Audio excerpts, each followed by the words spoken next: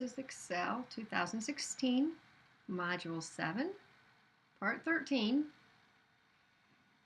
And in this module, or this portion of the module, we will be looking at working with our macros inside the VBA programming language. So we're going to be looking at the actual programming language that gets created in the background while we are recording.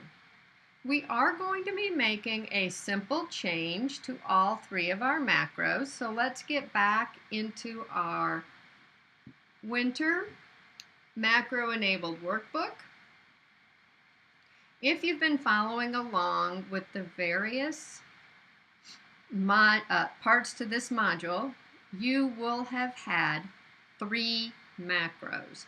If you don't have all 3, that's fine, as long as you have 1 that you can work with. Now at the end of these macros, all 3 of them, we said to make the active cell A1. Well, that doesn't make a lot of sense for our end user, because then that requires them either to move down to B3 or to use the mouse and click on B3. It would make much more sense to have all of the macros end on B3 so that it is ready to to start entering a new set of registration data. So we're going to assume that this is changed, and we're going to put a new customer in there.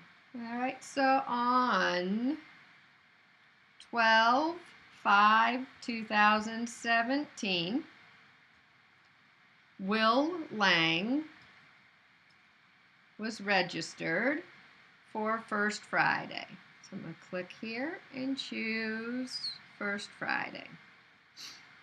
He is G5.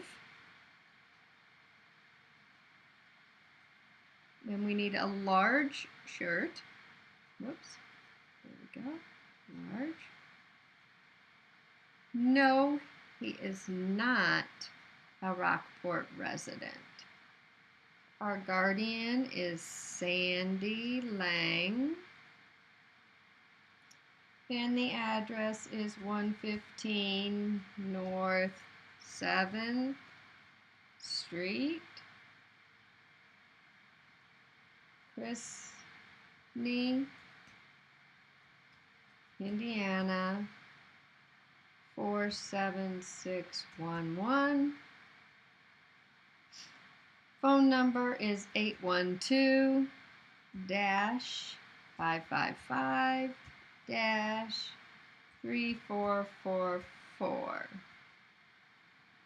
So we have a new registration record.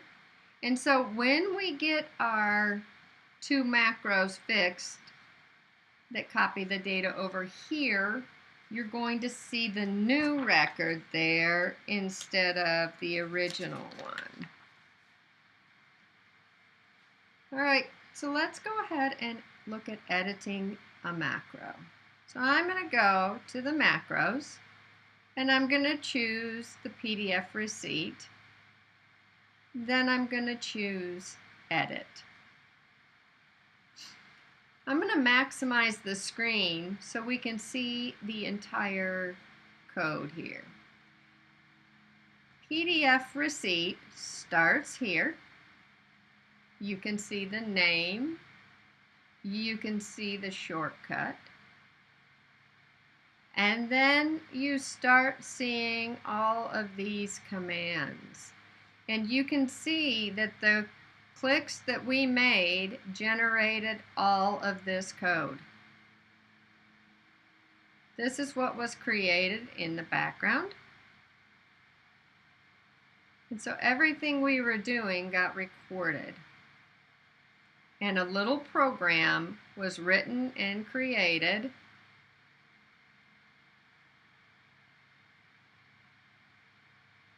and it ends right here with end sub. Now, as we're looking at these, toward the end, we find where it says range A1, select. So that means we clicked on A1. That's when we made A1 our active cell. We want to change that. So I'm going to highlight A1 and I'm going to make it B3. That's the only thing I need to change. So I'm going to go ahead and save that change. And then I am going to close Visual Basic for applications. That will bring me back to Excel. So now I'm going to go ahead and I'm going to run PDF receipt. And again, it's still opened up my receipt for me in a PDF. Notice it has the new individual's name and the new charges. And let's see where it brought us back to. And you can see that my cursor is back in B3 now instead of A1. So let's go ahead and fix our other two macros. So we're going to go into the macro and then we're going to choose transfer data and edit. Now sometimes you are going to see where you'll have both macros together.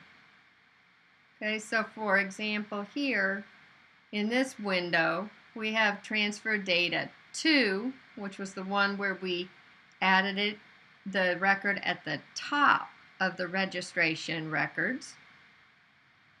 We did not use the relative references. So I'm going to go ahead and change that one to end in B3. And then right below that, you can see we have our last macro where we did use the relative references so that it would add new records at the bottom.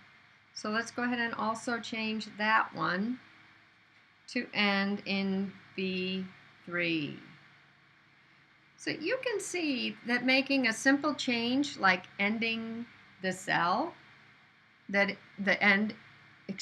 changing the cell that it ends in is not that challenging. But going through some of these and figuring out which line to remove that's causing it not to be marked correct by Sam can be a bit more challenging. So we're going to go ahead and save this. And then I'm going to go ahead and close the VBA again. And now let's test the first one. So I'm going to go in here, macros, and I'm going to choose transfer data. Now transfer data is the one that used the relative reference. So it should add our new information on the bottom, and then it should end in cell B3. So let's see what happens.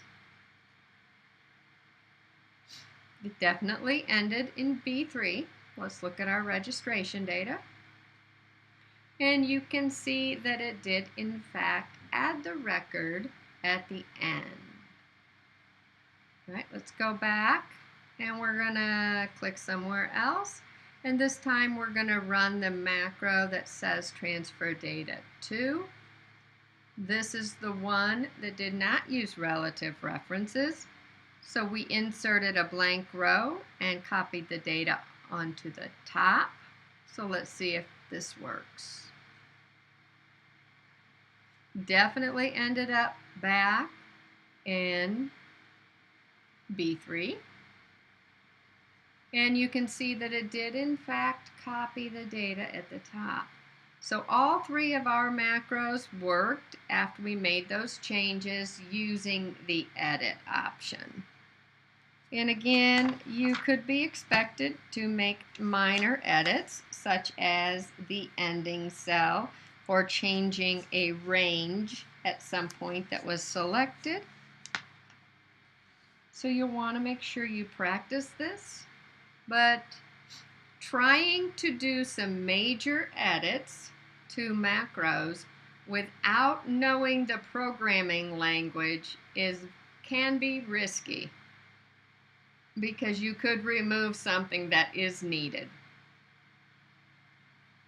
So we're going to go ahead and save our work. So I'm going to go up here and click Save. And the last segment of this particular module is going to look at creating buttons. So we are going to work with creating some buttons for all three of our macros.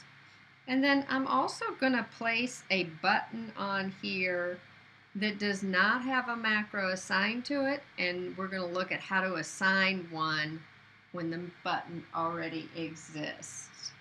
So we'll be doing that in the next segment.